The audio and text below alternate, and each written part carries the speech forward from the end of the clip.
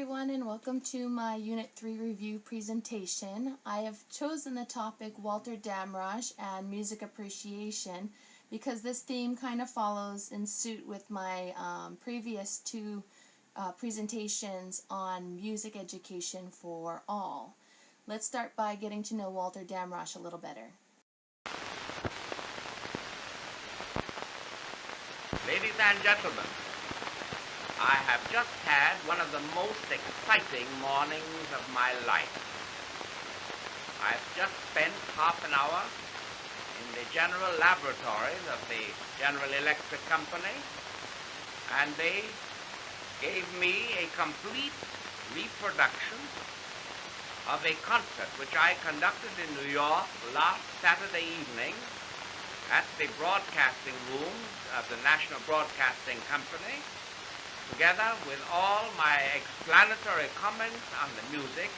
And for the first time in my life, I have heard my orchestra playing first an overture of Don Giovanni's by Mozart, then the Redemption by César Franck, and ending with the second Rhapsody of Liszt.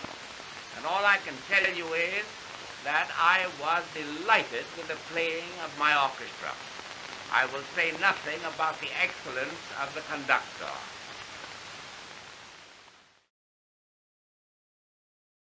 Walter Damrosch was a well-known conductor, music educator, and composer.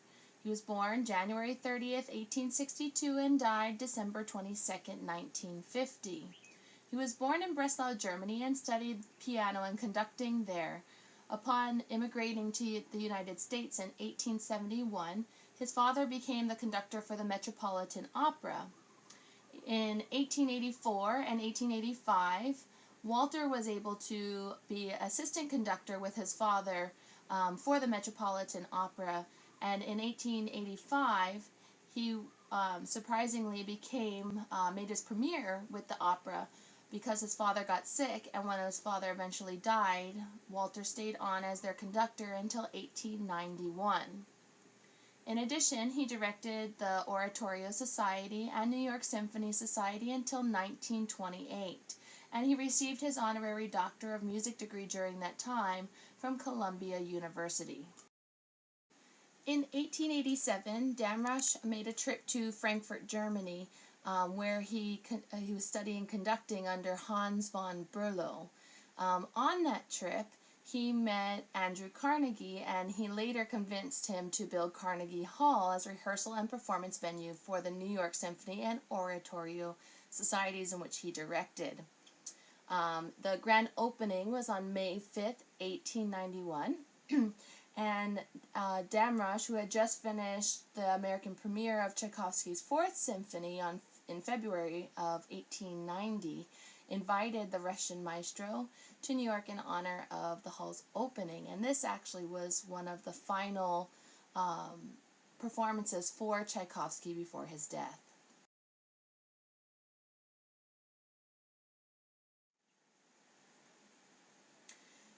Some of Walter Damrosch's professional achievements included the fact that he founded the Damrosch Opera Company in 1894. At the time, this was the Metropolitan Opera's biggest rival.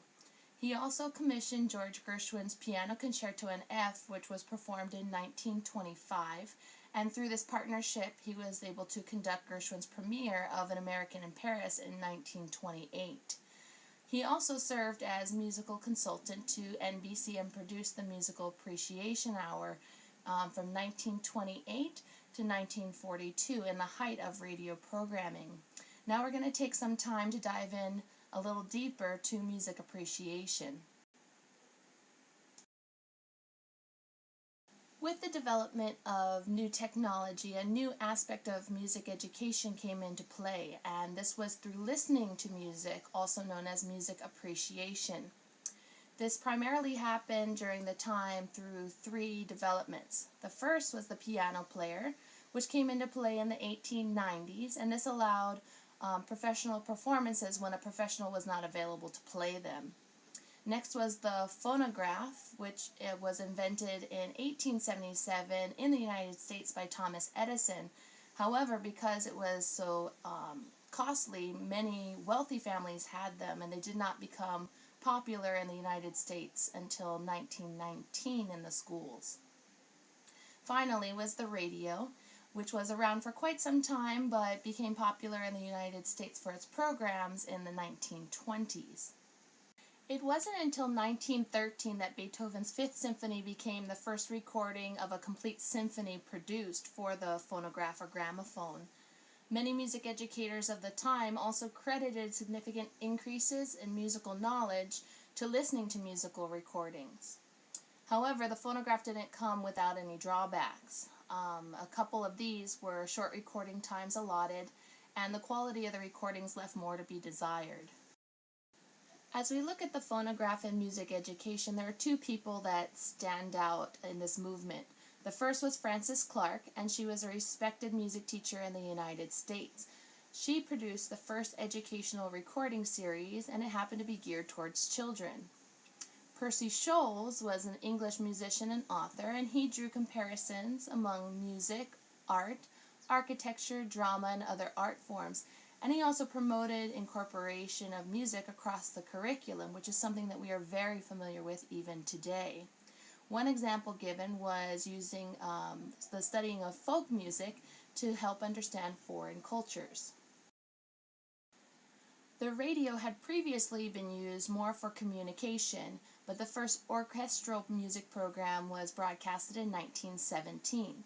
This became more popular by 1928 when Walter Damrosch himself put on two music programs, the Music Appreciation Hour and another geared more towards children's education called Young Children's Concerts. Another influential figure was Edgar B. Gordon. In 1931, he also broadcasted a children's music education station, and in May 1934, he put on the Wisconsin's Children's Radio Festival, which is important because this was the first time that school music was able to be broadcasted to a large crowd. The radio was also influential in employing professional and amateur musicians. Why is this important to music education? Well, this new technology introduced listening, also known as music appreciation. At the time, concerts were expensive and audience members were limited to the venues that they could travel to. So these developments brought music to all socioeconomic backgrounds, cultures, and regions. Also, with the rise of music appreciation became the popularity of gramophones in schools. Prior to this, music students were limited to the music that they could play themselves, so now they had access to professional recordings.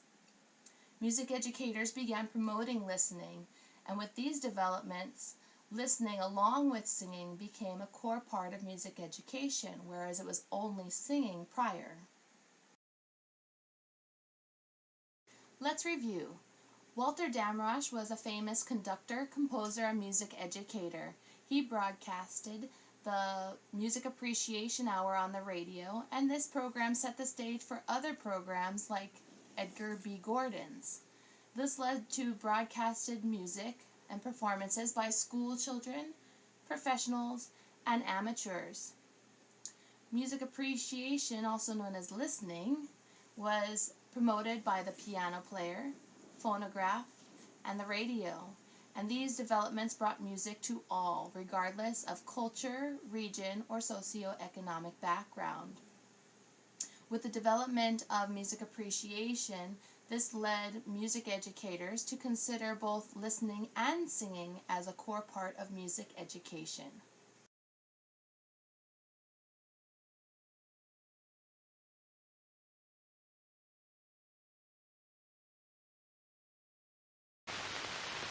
So I would like to play the chord of C on the piano and then see it photographed on the film.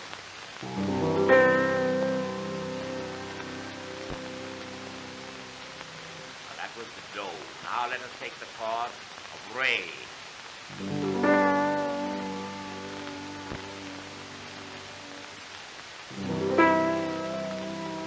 Mi. Ah. end with the dominant.